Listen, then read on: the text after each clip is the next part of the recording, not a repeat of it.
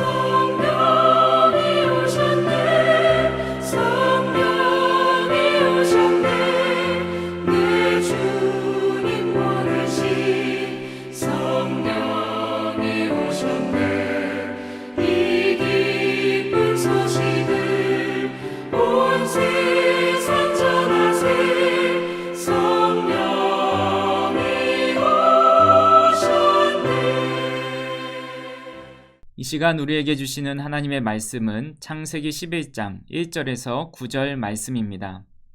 창세기 11장 1절에서 9절 말씀을 한 절씩 교독하겠습니다. 온 땅의 언어가 하나요 말이 하나였더라. 이에 그들이 동방으로 옮기다가 시나이 평지를 만나 거기 거류하며 서로 말하되 자 벽돌을 만들어 견고히 굽자 하고 이에 벽돌로 돌을 대신하며 역청으로 진흙을 대신하고 또 말하되 자 성읍과 탑을 건설하여 그 탑 꼭대기를 하늘에 닿게 하여 우리 이름을 내고 온 지면에 흩어짐을 면하자 하였더니 여호와께서 사람들이 건설하는 그 성읍과 탑을 보려고 내려오셨더라. 여호와께서 이르시되 이 무리가 한 족속이요 언어도 하나이므로 이같이 시작하였으니 이후로는 그 하고자 하는 일을 막을 수 없으리로다. 자 우리가 내려가서 거기서 그들의 언어를 혼잡하게 하여 그들이 서로 알아듣지 못하게 하자 하시고 여호와께서 거기서 그들을 온 지면에 흩으셨으므로 그들이 그 도시를 건설하기를 그쳤더라. 그러므로 그 이름을 바벨이라 하니 이는 여호와께서 거기서 온 땅의 언어를 혼잡하게 하셨음이니라. 여호와께서 거기서 그들을 온 지면에 흩으셨더라. 아멘. 오늘 우리가 읽은 본문 말씀은 익히 잘 알고 있는 바벨탑 사건입니다. 바벨탑 사건의 배경은 이렇습니다. 노아의 대홍수 이후에 노아의 세 아들이었던 셈과 함과 야벳이 번성해서 세계 각지로 흩어져 살게 됩니다. 그 중에 함이라는 자녀 중에 함은 구스를 낳았고 구스는 니므롯을 낳았는데 이 니므롯이 어떤 사람이었는지 창세기 10장 9절에 이렇게 기록하고 있습니다. 그가 여호와 앞에 용감한 사냥꾼이 되었으므로 속담에 이르기를 아무는 여호와 앞에 니므롯같이 용감한 사냥꾼이로다 하더라. 우리가 골리앗 하면 다윗을 떠오르듯이 가장 강한 용사하면 떠오르는 사람이 바로 니므롯이었습니다.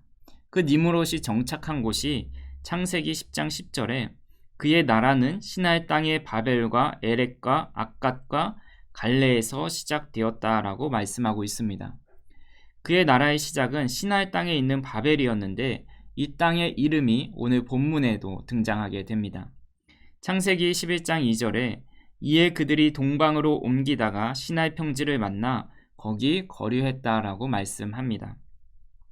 사람들은 살 곳을 찾다가 시나이 땅에 정착합니다.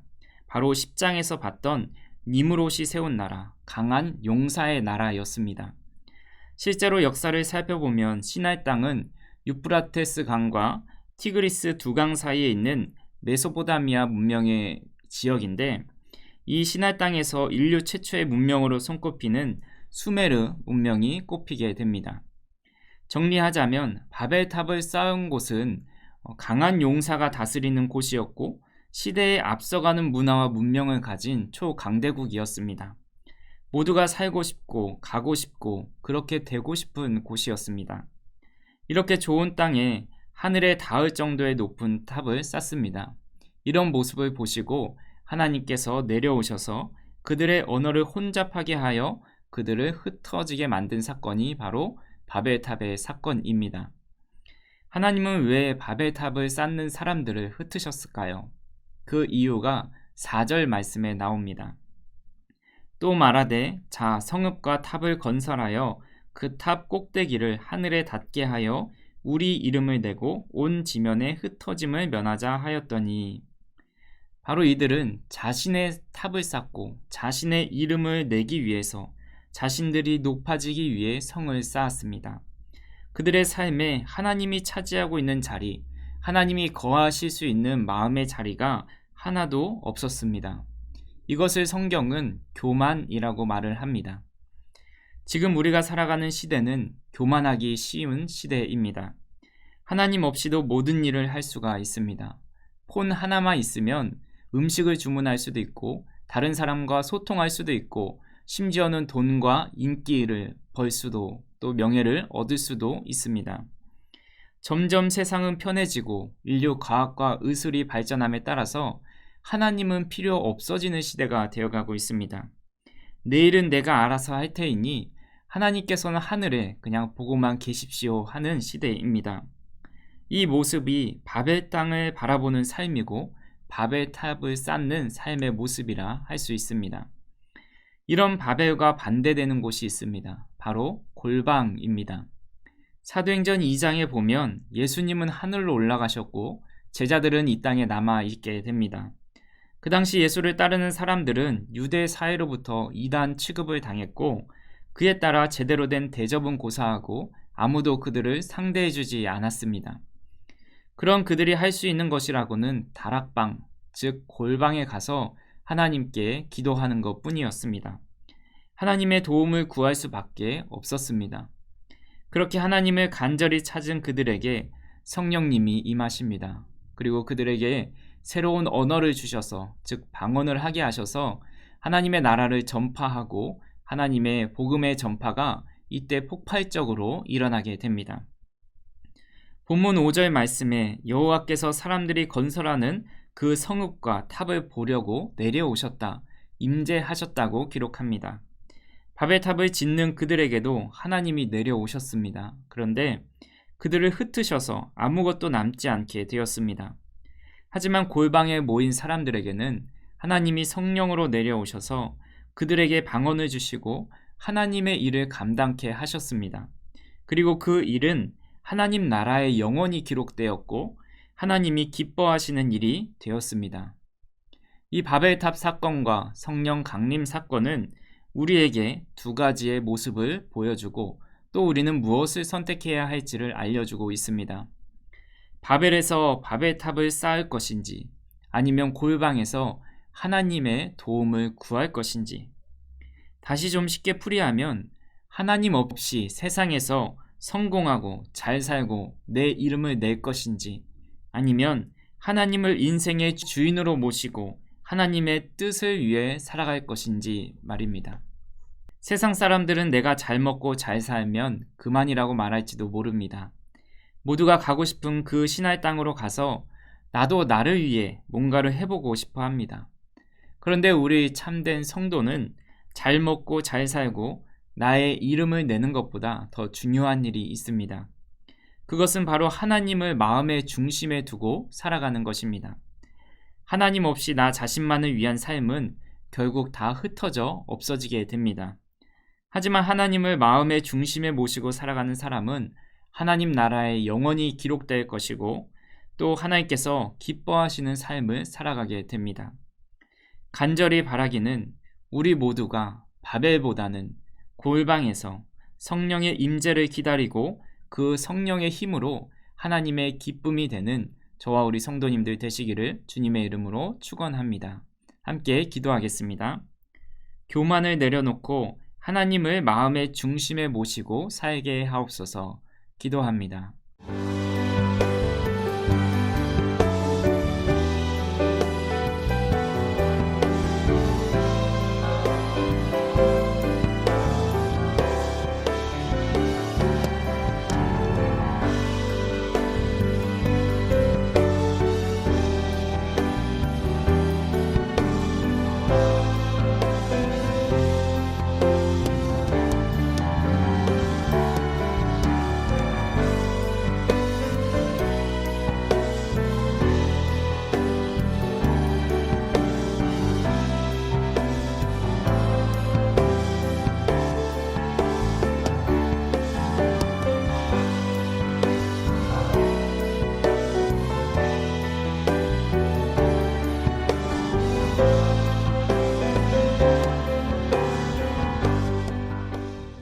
살아계신 하나님 감사합니다. 오늘 나를 위한 탑을 쌓기보다는 하나님께 나의 삶을 맡겨드리며 골방에서 예배하며 기도하게 하시니 참으로 감사합니다. 성령께서 이 시간 우리 마음속에 오셔서 우리 마음의 교만과 내 뜻과 내 생각을 내려놓고 하나님이 원하시는 삶을 살아갈 수 있도록 인도하여 주시옵소서. 예수님의 이름으로 기도합니다. 아멘.